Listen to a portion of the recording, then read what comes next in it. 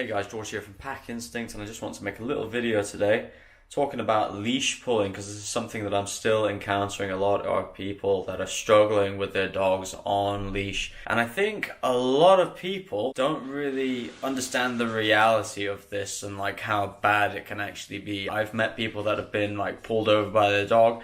I've met people that have ended up with like quite bad back and shoulder problems and joint problems, and people who have been pulled downstairs. And I even met a woman who broke her jaw because her dog pulled her over.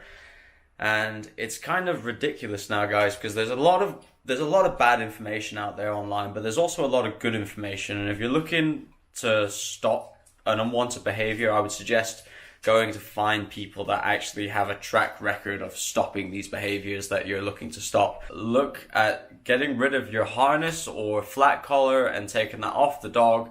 Stop using that and start using a slip leash first to teach the dog leash pressure, and so that you can learn how to properly handle a dog on a leash. So slip leash is a great tool. You can get that up nice and high on the dog's neck. Use a little stopper to make sure that it's not going to come off. And then you want to teach him how to turn the pressure off and what it means. So if you put pressure on to the side, you wait for the dog to give to that pressure. He follows the leash. He comes to you. Yes, you mark that. You reward that. I like to use food for that. So you do lots of that in a place where there's not many distractions.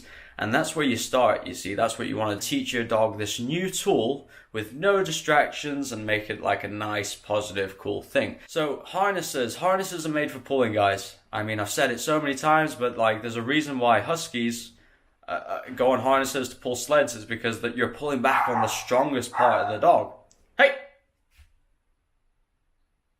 Thank you. Leash pulling, you know, it's really not cool, because what ends up happening is people just end up not taking the dog out. And then because they're not taking the dog out, the dog ends up with more problems. And then in a lot of cases, they end up getting rid of the dog just because they can't stop the leash pulling, which is like, you can fix it in like half an hour, guys. You know, you can actually fix it in half an hour. You just got to learn, and you've got to use the right tools, not the wrong tools. Wrong tools for the wrong job. That's all it is. It's just the wrong tool for the wrong job.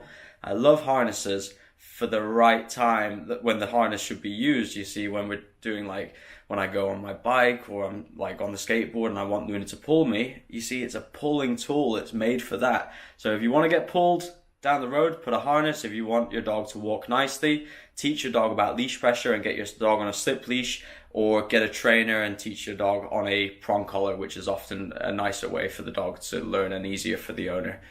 All right, guys.